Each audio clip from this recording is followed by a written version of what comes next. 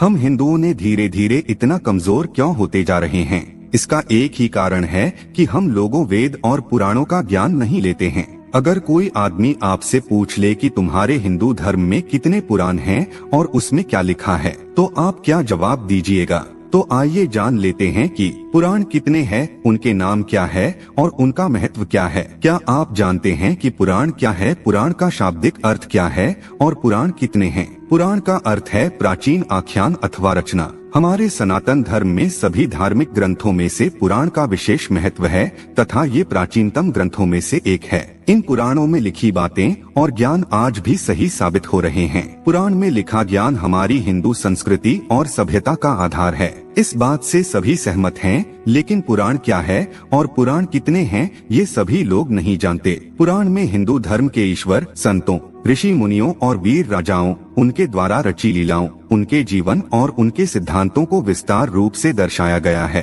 पुराण संस्कृत भाषा में लिखे गए, जिन्हें बाद में हिंदी और अंग्रेजी में अनुवादित किया गया ताकि आम जनता पुराणों को पढ़ पाए, समझ पाए और जीवन में अपना पाए। पुराण कितने हैं और उनका नाम क्या है और उनमें क्या क्या बताया गया है?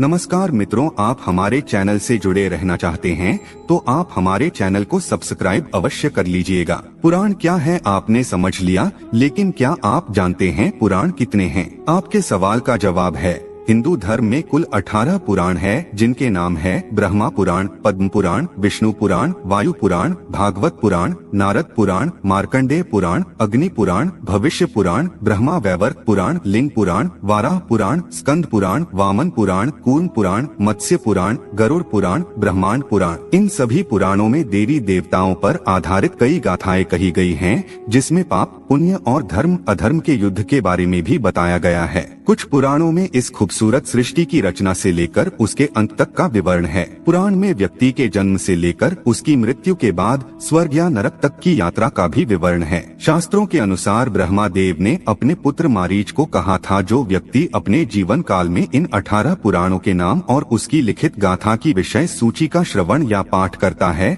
वह इन सभी 18 पुराणों से मिलने वाले पुण्य को पा लेता है। नंबर 1 पर आता है ब्रह्मा पुराण। क्या आप जानते हैं ब्रह्मा पुराण क्या है? ब्रह्मा पुराण के रचयिता कौन है?